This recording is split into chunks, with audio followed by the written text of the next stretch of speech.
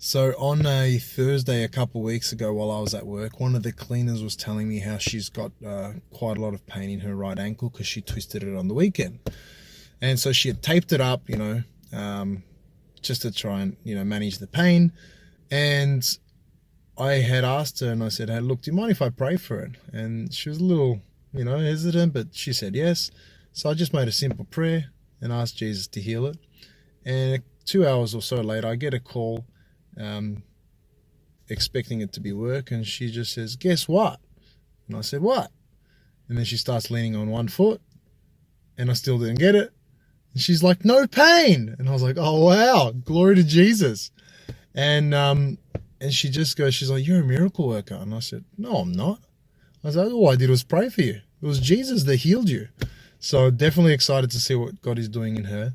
The second cleaner was on Saturday, and she had such severe pain in her right shoulder. She said that it was like a 10 out of 10 pain. She struggled to put her clothing on and get dressed, and let alone driving. She had to drive with her left hand to work. And so she's when I've shared miracles with her before, she's sort of like, oh wow, but she can't really believe it. She's never seen one.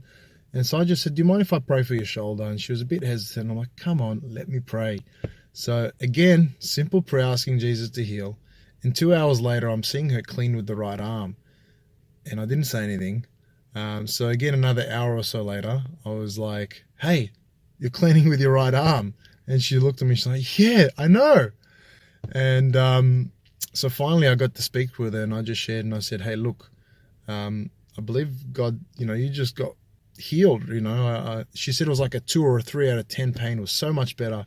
I'm like, I believe God's just telling you two things at least out of this. And one is that he sees you and he knows you. And two is that he loves you.